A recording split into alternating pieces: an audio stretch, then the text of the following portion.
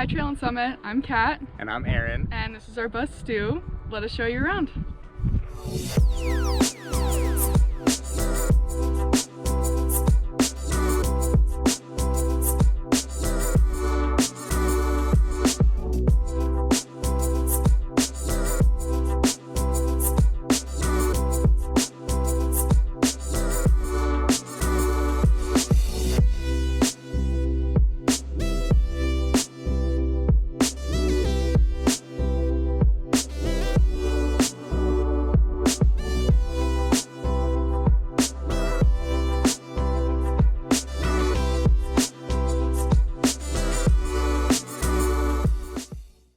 So Stu is a 2005 Ford E450 Super Duty chassis with a Thomas body, and he's 22 feet long from bumper to bumper, and the inside usable space is about 100 square feet.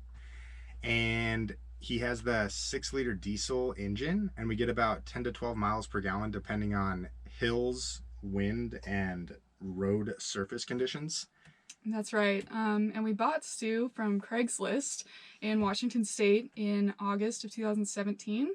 And then we spent about 8 months converting him, and then we hit the road in April of 2018. So it's been almost 2 years that we've been on the road full time. So we decided to go with the Nature's Head composting toilet, and it was really easy to install. There's just a little vent pipe out the side, and then a little 12-volt wire that we wired straight into the batteries. And it's been really great so far, and we use the coconut core, and it's just super easy. So we have 21 gallons of fresh water under the sink, and there's a little inlet valve on the outside so we can fill up at RV stops and rest stops and all that stuff. And we'd probably like to have a little more in the grand scheme of things, but we've made it work so far. And this is our sink, and we have a swiveling faucet, and that'll actually go outside the window so we can have kind of like an outdoor shower. We don't use that quite often because, like I said, we don't have that much water, but it's a nice feature to have in a pinch. And yeah. All right, so a lot of people ask how we cook because there's normally not a stove right here. This is our trusty 2-burner camp stove that we use for 2 and sometimes 3 meals a day for the last 2 years. And it normally is stored in the cabinet over here, which gives us access to our very limited counter space. So we just take it out as needed and then pack it up when we're done. Pretty simple. And then here is our fridge. This is in fact the second iteration of our fridge, because the first one, which actually fit in this hole, it had a freezer on top. It looked beautiful, but it really didn't work well, and it would always drain the batteries, things would fall out when you open the doors would fly open when we're driving. It was just no end of problems. So we decided to make our own fridge by getting a chest freezer from Home Depot, and then we got a Johnson temperature controller back here, which turns it from freezer temps to fridge temps. So basically it's super insulated because it's meant to be a freezer, and everything piles in the top, which is kind of a pain if you need the thing at the very bottom, but we can fit much more stuff in there than we could with our last one. So that was kind of our biggest struggle so far, was having the wrong fridge, but luckily we replaced it and now we're good to go. Alright, so I'm just going to show you around a little bit more back here. So up here is where we keep all of our plates and bowls and cups and things like that, and then over here is our kind of cookware, stove, food storage, and then down here is like laundry bin and toiletries and stuff like that. And then we also engineered these pretty nifty things, if we do say so ourselves. They're basically just cords of elastic, and they hook right over our dock cleat poles like that to keep everything in place when we're driving. Super simple, and then when we're not using them, they can just tuck right back in like that. So then back here is our bedroom. We have a full queen-size bed back here. And then each of our little headboard panels back here is its own little storage area too. So we've got like some extra blankets, games, technology type of stuff is stored back there. And it's just a nice little extra place to keep stuff. We can put our cups, like drinks, phones, chapstick and stuff up there when we're sleeping, which is super convenient. And then down here we've got our dresser drawers. So this is the extent of our clothing, which meant that we did have to pare down quite a bit. Alright, so our tables are actually our proudest DIY / favorite part of the build, I would have to say. Aaron found this idea on YouTube, so we can't claim credit for actually coming up with it ourselves. But we basically just made these tabletops out of plywood and then made a stand for it out of plumbing pipe. And this is super convenient for when I'm working in the bus. I do a lot of freelance writing, so I'll be in here on my laptop, or we can play cards or do anything like that. And it's kind of cool because it works this way, or it works this way, or you can put it out here in the middle. So it's nice just to have a super adjustable table in such a small space.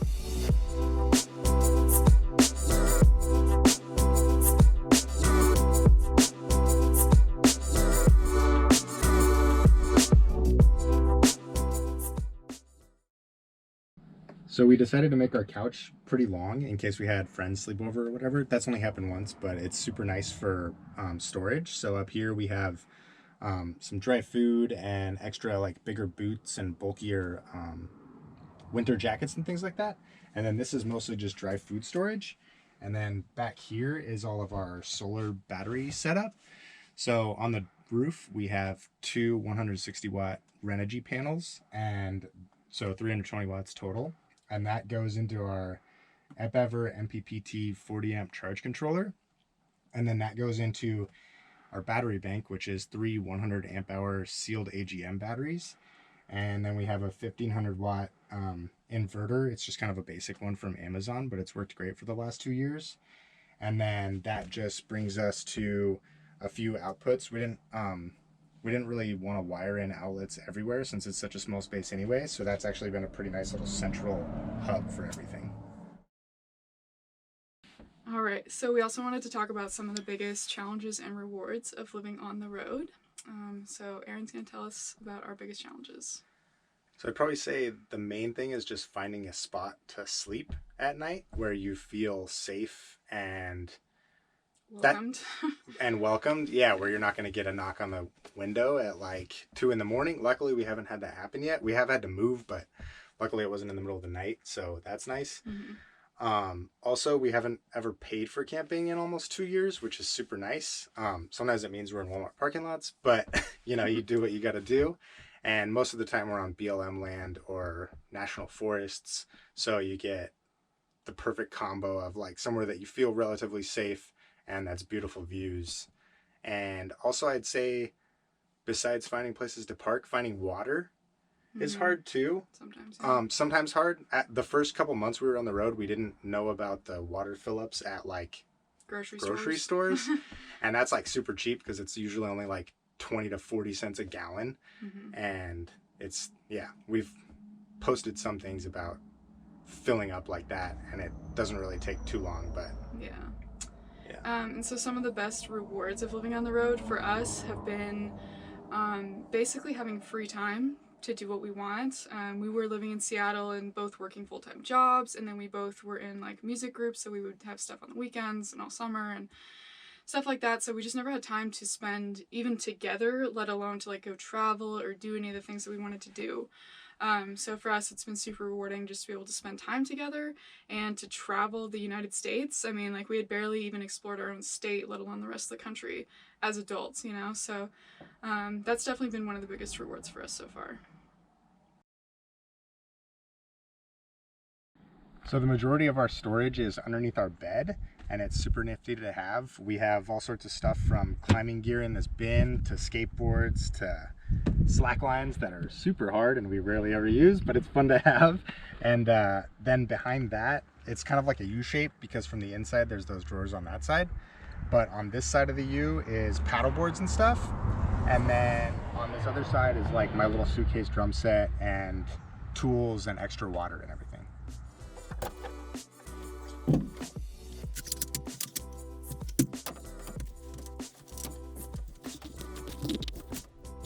All right, so we're up on the deck now. This was kind of a last minute addition, but we're really glad we did because it like pretty much doubles our floor space, and you get a nice elevated view of everything for sun bathing and stargazing, and you get great views like this.